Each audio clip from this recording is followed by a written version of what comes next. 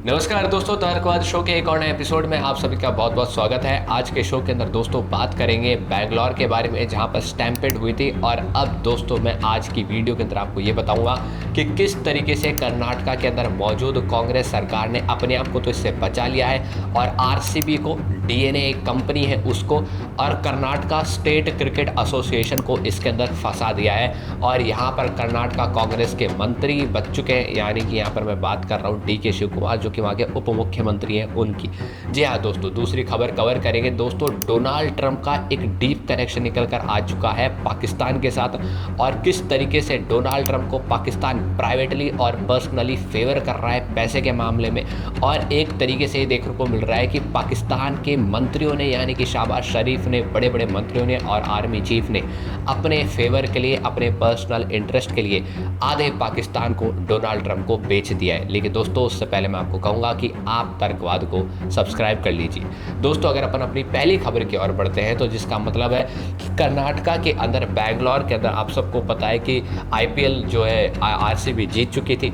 IPL जीतने के बाद दोस्तों आरसीबी ने फट से अनाउंस कर दिया कि वो विक्ट्री परेड निकालेंगे। और उसके बाद जो विक्ट्री परेड है वो बैंगलोर की विधानसभा से लेकर चिन्नास्वामी स्टेडियम की निकलेगी। 1 किलोमीटर का दायरा था। यहाँ पर दोस्तों चिन्नास्वामी स्टेडियम के अंदर आरसीबी ने पहले अनाउंस कर दिया कि यहाँ पर हम सारे के सारे मिलकर पासेस बेचने को लग रहे हैं, यानी कि पासेस अवेलेबल हैं, लिमिटेड पासेस अवेलेबल है। विक्ट्री परेड की अनाउंसमेंट इंस्टाग्राम पोस्ट के अंदर उसी दिन कर दी जिस दिन इन्होंने आईपीएल जीता, यानी कि आईपीएल जीता था दोस्तों सुबह 3 बजे, और सुबह 7 बजे होते होते इन्होंने आईपीएल की विक्ट्री परेड की अनाउंसमेंट कर दी।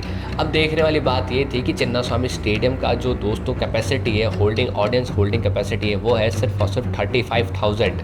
लेकिन जब जैसे जैसे चिन्नास्वामी स्टेडियम के अंदर भीड़ बढ़ने लगी, तो दोस्तों ये भीड़ की जो तादाद थी ये 35,000 नहीं थी, ना ही 50,000 थी, ना ही 1 लाख थी, ये थी दोस्तों 3 लाख। जी हाँ दोस्तों, बैंगलोर के अंदर चिन्नास्वामी स्टेडियम के आसपास 3 लाख से भी ज़्यादा लोग इकट्ठे हो गए। उसके बाद दोस्तों अचानक से भगदड़ मच गई। अब दोस्तों स्टैम्पेड जैसी जब सिचुएशन हो जाती है, तब बहुत ही ज़्यादा ये चीज़ कॉमन हो चुकी है भारत के अंदर कि स्टैम्पेड जैसी सिचुएशन होने को लग चुकी है। हालांकि देखने वाली बात यह है कि आखिर इसके ऊपर कार्रवाई जब होती है, तब इसके ऊपर आरोपी और दोषी कौन पाया जाता है और इसकी जिम्मेदारी कौन लेता है। अब क्योंकि दोस्तों ये घटना भारत के अंदर होती है, तो दोस्तों जाहिर सी बात है कि सरकारों का और नेताओं का तो कोई इससे लेना देना है ही नहीं, क्योंकि नेता और सरकार तो ऐसे मामलों में चुटकी बजाते ही बच जाते हैं। और कर्नाटका के अंदर कांग्रेस सरकार यहाँ पर कैसे बची है वो मैं आपको बताता हूँ। देखिए, जब ये विक्ट्री परेड की अंदर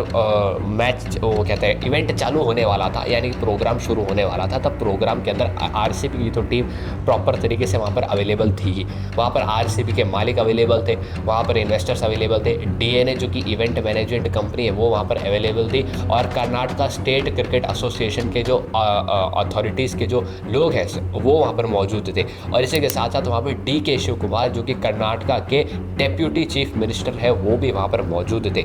लेकिन दोस्तों जब ये घटना हुई जिसके अंदर 11 लोग मारे गए, 50 से 60 लोग खतरनाक तरीके से इंजर्ड हुए, तब कर्नाटका के सीएम ने, सिद्धारमैया ने, जब एफआईआर दर्ज करने को कहा गया, तो दोस्तों एफआईआर सिर्फ और सिर्फ आरसीबी फ्रेंचाइजी के खिलाफ दर्ज हुई है, डीएनए जो कि इवेंट मैनेजमेंट कंपनी है उसके खिलाफ दर्ज हुई है, और Karnataka state cricket association board के खिलाफ एफआईआर दर्ज हुई है, यानी कि जो एसोसिएशन है उसके अंदर जो कर्मचारी है उनके खिलाफ एफआईआर दर्ज हुई है, ना कि सरकार के किसी मंत्री के खिलाफ। अब आप कहेंगे कि कार्तिक आप ऐसे कैसे कह रहे हैं कि सरकार के किसी मंत्री के खिलाफ एफआईआर दर्ज होनी चाहिए। देखिए दोस्तों, इवेंट के अंदर जो लोग मौजूद थे उन सब के खिलाफ एफआईआर दर्ज हो रही थी, लेकिन इवेंट के अंदर कर्नाटका के deputy chief minister DK Shiv Kumar भी मौजूद थे, और उनके ऊपर कोई एफआईआर भी दर्ज नहीं हुई, ना ही उनका कहीं नाम आया है।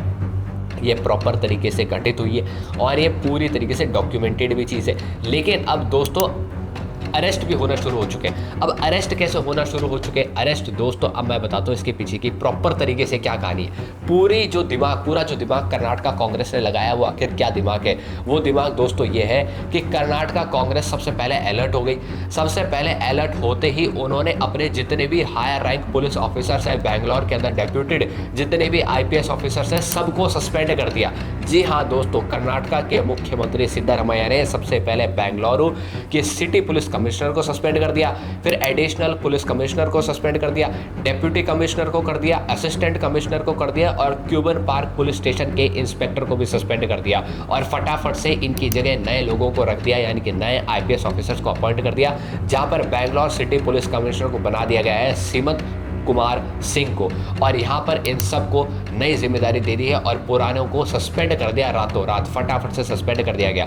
और सस्पेंड करने के बाद में इन सबको कह दिया गया कि अब आप, यानी कि जो नए ऑफिसर अपॉइंट हुए हैं, नए आईपीएस ऑफिसर अपॉइंट हुए हैं, इनको कह दिया गया कि अब आप एफआईआर दर्ज कीजिए और ये एफआईआर आप आरसीबी फ्रेंचाइजी के खिलाफ दर्ज कीजिए, आप डीएनए इवेंट मैनेजमेंट के खिलाफ दर्ज कीजिए और आप कर्नाटका क्रिकेट एसोसिएशन के खिलाफ भी दर्ज कर लीजिए। अब आप सोचेंगे कि यहाँ पर तो आरसीबी की मिलीभगत होगी, तो आरसीबी के खिलाफ एफआईआर दर्ज हो चुकी है, यहाँ पर तो डीएनए जो कंपनी है उसके खिलाफ एफआईआर दर्ज हो चुके हैं, ये तो बहुत अच्छी बात हुई है। लेकिन दोस्तों ये कोई भी अच्छी बात नहीं है, ये जनता को गुमराह करने की बात है। और ये जनता को गुमराह करने की बात इसलिए है क्योंकि एफआईआर दोस्तों आरसीबी फ्रेंचाइजी के खिलाफ दर्ज हुई है, ना कि किसी व्यक्ति के खिलाफ।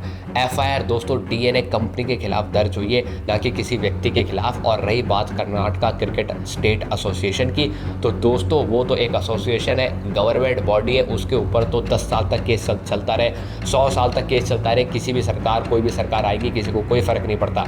लेकिन ये जो दो प्राइवेट एंटिटीज़ हैं, यानी कि दो प्राइवेट कंपनीज़ हैं, फ्रेंचाइजी और एक कंपनी, इनके ऊपर जो एफआईआर दर्ज हुई है दोस्तों, तो क्या कंसिडर किया जा सकता है, किसको सजा होगी? क्या पूरी की पूरी आरसीबी को उठा के कटघरे में डाल दिया जाएगा, फिर क्या जेल में डाल दिया जाएगा?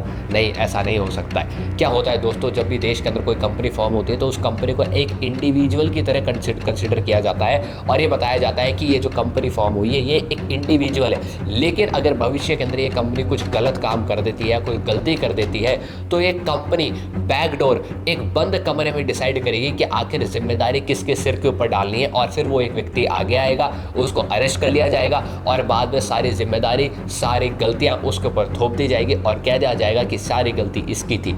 और आरसीबी फ्रेंचाइजी को कुछ नहीं होगा, मालिक को कुछ नहीं होगा, ऑर्गेनाइजर्स यानी कि डीएनए कंपनी भी सेम के सेम यही चीज़ करेगी, जो इवेंट मैनेजमेंट कंपनी है वो भी यही सेम काम करेगी और वो भी यही कह देगी कि हमारी तरफ से तो अभी एक आदमी आगे आया है। क्योंकि डीएनए कंपनी को क्या पूरी तरीके से, अगर आपने डीएनए कंपनी के ऊपर तो एफआईआर दर्ज कर दी है, तो क्या आप डीएनए कंपनी को पूरी की पूरी डीएनए कंपनी को उठा के कटघरे में डाल देंगे? क्या आप उस पूरी की पूरी डीएनए कंपनी को उठा के जेल में डाल देंगे? नहीं, ऐसा आप नहीं कर सकते। आपको सिर्फ एक व्यक्ति को करना होगा और डीएनए कंपनी भी दोस्तों यहाँ पर यही करेगी। डीएनए कंपनी बंद कमरे के अंदर निर्णय लेगी और एक व्यक्ति को आगे कर देगी और कह देगी कि इसको आप अरेस्ट कर लीजिए और इसको अरेस्ट करने के बाद इस पर कार्रवाई कीजिए और बैकडोर चैनल पर उनको क्या मदद मिलेगी वो वही जानते हैं। और दोस्तों ये जो मैं कह रहा हूँ ये अब सच भी हो चुका है। हुआ ये है कि कर्नाटका के अंदर यानी कि जो बेंगलोर सिटी पुलिस कमिश्नर नए बने हैं उन्होंने फट बनते ही 2 बंदों को अरेस्ट कर लिया है, यानी कि कुछ सेवरल अरेस्ट भी होने बाकी है, जिसके अंदर से 2 मेन व्यक्ति, एक तो बेंगलोर के अंदर मौजूद आरसीबी के मार्केटिंग हेड है निखिल सोसेल और डीएनए इवेंट मैनेजमेंट कंपनी के एक व्यक्ति है सुनील मैथ्यू। इन दोनों को अरेस्ट कर लिया गया है और जो मैं कह रहा हूँ कि एक व्यक्ति दोनों कंपनियों से आगे आएंगे और कह दिए जाएंगे कि इनको गिरफ्तार कर लीजिए और उसके बाद में दोस्तों कार्रवाई सिर्फ इन दोनों पे चलेगी। डीएनए कंपनी बच जाएगी और आरसीबी पूरी की पूरी फ्रेंचाइजी बच जाएगी। वो फ्रेंचाइजी जो मात्र 12 घंटे के अंदर अंदर अपनी विक्ट्री परेड को अनाउंस कर देती है, प्लान कर देती है, टिकट्स बेचना शुरू कर देती है, वो कंपनी यहाँ पर पूरी की पूरी बच जाएगी, उसके मालिक बच जाएंगे। और हो सकता है कुछ खिलाड़ी जो कि फिरंगी कंसिडर किए जाते हैं भारत के अंदर, वो तो लंदन चले जाएंगे। और उसके बाद दोस्तों क्या होगा, रही बात कर्नाटका स्टेट क्रिकेट एसोसिएशन की, तो दोस्तों मैंने तो कहा कि वो तो एक गवर्नमेंट बॉडी, उसके ऊपर तो 100 साल तक केस चलता रहे, किसी को कोई फर्क नहीं पड़ता। यहाँ पर कौन बच गए? यहाँ पर दोस्तों सारे मंत्रिमंडली सब बच चुके हैं। इससे पहले कहा जा रहा था कि कर्नाटका के अंदर पुलिस सबको अवेयर कर रही थी, पुलिस सबको अवेयर कर रही थी और यहाँ पर भी एफआईआर के अंदर एक और चीज़ यही है जिसके अंदर कहा जा रहा है कि पुलिस अवेयर कर रही थी कि अभी तक बंदोबस्त नहीं हुआ है, अभी तक बंदोबस्त नहीं हुआ है, कृपया कर विक्ट्री परेड ना निकालें, कृपया कर विक्ट्री परेड ना निकालें। तो दोस्तों ये बात जो थी ये अब निकल कर क्यों सामने आ रही है? जब एक विक्ट्री परेड होने वाली थी तब पुलिस ने बुलाकर प्रेस कॉन्फ्रेंस क्यों नहीं करी और कहा कि सर जनता को क्यों नहीं बताया कि आप कृपया करके मत आइएगा। आरसीबी तो बेवकूफ़ हो चुकी है, आरसीबी तो पागल हो चुकी है, जो हमारे मना करने के बावजूद भी आरसीबी ये विक्ट्री परेड निकाल रही है। हमारे पास तो कोई व्यवस्था ही नहीं है, हमारे पास तो कोई बंदोबस्त ही नहीं है भीड़ को रोकने के लिए। पुलिस ने आखिर पहले आकर ये बात क्यों नहीं बताई, पुलिस ने पहले प्रेस कॉन्फ्रेंस क्यों नहीं करी। यूँ तो भारत के अंदर जितने भी पुलिस डिपार्टमेंट्स हैं, जितने भी बड़े बड़े आईपीएस ऑफिसर्स हैं, अपने ट्विटर हैंडल पर, अपने सोशल मीडिया पर बड़े ही एक्टिव रहते हैं, लेकिन कर्नाटका के अंदर पुलिस कमिश्नर क्यों एक्टिव नहीं थे। और उसके बाद जब ये घटना हो जाती है और उसके बाद में नेता क्यों इस पर एक्टिव नहीं थे, क्यों नेताओं को अपडेट क्यों नहीं किया गया था, क्यों नहीं किया गया था, वो इसलिए नहीं किया गया था क्योंकि डीके शिव कुमार के साथ तो फोटो खिंचाने विराट कोहली खुद आने वाले हैं, बड़े बड़े मंत्रियों के बेटे फोटो खिंचाने वाले हैं। घटना के बाद क्या हुआ, घटना के बाद दोस्तों आम जनता मरी। जो 11 जने मरे थे वो 11 के 11 जने एक जवान लोग थे। कोई 17 साल का था, कोई 14 साल की बच्ची थी, कोई 30 साल का था। ये सब के सब थे, ये सब के सब किसी न किसी काम से घर से निकले हुए थे। और कुछ तो ऐसे थे जो अपने माँ बापों को बिना बताए सिर्फ और सिर्फ आरसीबी के लिए वहाँ आए थे, सिर्फ और सिर्फ विराट कोहली के लिए वहाँ आए थे। कुछ लोग तो ऐसे थे। एक 17 साल का बच्चा तो ऐसा है जो अपनी टीसी लेने स्कूल गया था और टीसी कलेक्ट करने के सीधा बाद चिन्नास्वामी स्टेडियम पहुंचा और वहाँ जाके उसकी मौत हो गई। कोई बेचारा मजदूर का बच्चा था तो कोई कुछ था, कोई बेचारा सॉफ्टवेयर इंजीनियर था तो कोई बेचारा कुछ एनालिस्ट था अमेजॉन कंपनी के अंदर। सब के सब मारे गए। आखिर इनकी मौत का जिम्मेदार कौन है? एक व्यक्ति के, एक पानी पताशी वाले का बच्चा मारा गया। अब 10 लाख का अनाउंसमेंट कर रही है आरसीबी, कह रही है कि हम 10 लाख रुपए देंगे मरने वालों के परिवारों को, और सरकार कह रही है कि हम 10 लाख रुपए देंगे। एक पानी पताशी वाले का बच्चा मारेगा, उस पानी पताशी वाले ने सरकार को कहा है कि आप मुझे 10 लाख रुपए देंगे, मैं आपको 50 लाख रुपए दे दूंगा, 1 करोड़ रुपए दे दूंगा, क्या आप मेरा बच्चा वापस ला देंगे? क्या कर्नाटका की सरकार के पास इस चीज़ का जवाब है? कर्नाटका की सरकार के पास इस चीज़ का जवाब नहीं है। कर्नाटका की सरकार के पास सिर्फ एक ही जवाब है कि उन्होंने सबसे पहले सारे अपने आईपीएस ऑफिसर्स को सस्पेंड कर दिया, जो बैंगलोर के अंदर टॉप 5 आईपीएस ऑफिसर्स थे, और उसके बाद नए आईपीएस ऑफिसर्स बैठा दिए। फटाफट से कार्रवाई दिखाई कि हम कार्रवाई कर रहे हैं, ताकि केस जो है सीबीआई को ना चल जाए, और सीबीआई को ना चल जाए उससे पहले दोस्तों कर्नाटका के डेप्यूटी चीफ मिनिस्टर के ऊपर कोई कार्रवाई नहीं होती है, ना ही कहीं एफआईआर में नाम आता है, ना ही किसी कंप्लेंट में नाम आता है, ना ही कहीं और नाम आता है। सीधा सीधा आरसीबी फ्रेंचाइजी के ऊपर नाम आ जाता है, इवेंट मैनेजमेंट कंपनी डीएनए का नाम आ जाता है, और कह देते हैं कि अब इन कंपनियों पर कार्रवाई होगी। और एक कंपनी, जैसे कि सबको पता है कि एक कंपनी बंद कमरे के अंदर निर्णय लेगी, एक व्यक्ति को आगे कर देगी और कह देगी कि इस व्यक्ति की जिम्मेदारी थी और इस व्यक्ति को अरेस्ट कर लिया जाए, जिसको कर भी लिया गया है, और फिर उसके बाद इसके ऊपर केस चला दिया जाएगा। बैकडोर चैनल पर सबको पैसे पहुंच जाएंगे और सब वाह वाह मजे मजे करेंगे। अगले साल फिर आईपीएल आएगा, वापस ये जो क्लिप्स है विराट कोहली की, आरसीबी की, इनको काटा जाएगा, चढ़ाया जाएगा, पीआर किया जाएगा, सब लोग मजा लेंगे और विराट कोहली की ब्रांड वैल्यू बढ़ जाएगी, आरसीबी की ब्रांड वैल्यू बढ़ जाएगी। सब के सब इन्वेस्टर्स के पास जाएंगे, स्पॉन्सर्स के पास जाएंगे, पैसा मांगेंगे, विजय माल्या का पॉडकास्ट करेंगे और विजय माल्या के पॉडकास्ट को काट काट कर आगे चढ़ाएंगे। एल्गोरिदम अपनी सेट करने चाहेंगे, अपनी ऑडियंस को बढ़ाना चाहेंगे, लेकिन जो 11 लोग मरे उनका कोई सवाल नहीं करेगा, उनसे कोई बात नहीं करेगा, उनको सब भूल जाएंगे। मात्र कुछ महीनों की बात है, ये सब कुछ दिखावा कर रही है कर्नाटका की कांग्रेस सरकार, सब कुछ दिखावा कर रही है, सब कुछ दिखावा चल रहा है। कर्नाटका के अंदर सबसे बड़ा दिखावा इस वक्त यही चल रहा है, जनता को गुमराह किया जा रहा है। जनता के साथ क्या खिलवाड़ होने वाला है वो मैंने आपको दोस्तों इस वीडियो के जरिए बता दिया है कि आखिर उनके साथ क्या खिलवाड़ होने वाला है। लेकिन दोस्तों अगर अपन अगली खबर पे चलते हैं, वो है डोनाल्ड ट्रंप की। डोनाल्ड ट्रंप का एक डीप कनेक्शन निकल कर आ चुका है पाकिस्तान के साथ, जहां पर बताया जा रहा है कि पाकिस्तान की सरकार ने पहले डोनाल्ड ट्रंप को पटाने के लिए, डोनाल्ड ट्रंप की एक कंपनी है दोस्तों वर्ल्ड लिबर्टी फाइनेंशियल, जिसके अंदर डोनाल्ड ट्रंप और उनके बेटे डोनाल्ड यानी कि जूनियर डोनाल्ड ट्रंप जो है, जूनियर ट्रंप जो है, उनके जो है 60% स्टेक्स हैं इसके अंदर 60% स्टेक्स हैं। और इस क्रिप्टो करेंसी फर्म के अंदर पाकिस्तान के अंदर रातों रात ये जो क्रिप्टो करेंसी फर्म है, डोनाल्ड ट्रंप की जो क्रिप्टो करेंसी फर्म है, इसके बाद में यहाँ पर क्या होता है, पाकिस्तान के अंदर दोस्तों रातों रात एक क्रिप्टो करेंसी बोर्ड बन जाता है। और ये रातों रात क्रिप्टो करेंसी बोर्ड क्या करता है, डोनाल्ड ट्रंप की इस क्रिप्टो करेंसी फर्म के अंदर भारी मात्रा में इन्वेस्टमेंट करता है और उसको काफ़ी पैसा पहुँचा देता है। उसके बाद दोस्तों पाकिस्तान यही नहीं रुकता है, पाकिस्तान डोनाल्ड ट्रंप को एक बात पहुँचाता है एक व्यक्ति के थ्रू। व्यक्ति कौन है? ये व्यक्ति है दोस्तों जेंट्री बीच। जेंट्री बीच डोनाल्ड ट्रंप का एक बिजनेस फ्रेंड है, जो कि लगातार कांटेक्ट में रहता है टर्की की सरकार के साथ, बांग्लादेश की सरकार के साथ, यानी कि बांग्लादेश के अंदर जो मोहम्मद यूनुस है उसकी सरकार के साथ, और पाकिस्तान के सरकार के साथ। और वो डोनाल्ड ट्रंप को और अमेरिका के अंदर मौजूद उनके इन्वेस्टर्स को ये बताता है कि पाकिस्तान एक बहुत अच्छा देश है, पाकिस्तान के अंदर बहुत अच्छा इन्वायरमेंट है, पाकिस्तान के अंदर डोनाल्ड ट्रंप के प्रति बहुत अच्छा इन्वायरमेंट है, और पाकिस्तान के अंदर हमको जाकर इन्वेस्टमेंट करना चाहिए। पहले दोस्तों आप इस व्यक्ति की बात सुनिए। Let me tell you a little. This past week, I had the benefit of going to an amazing country, a country I'd never been to before, a country called Pakistan. Let me tell you, this is a very pro-Trump environment. It's a very pro-family environment.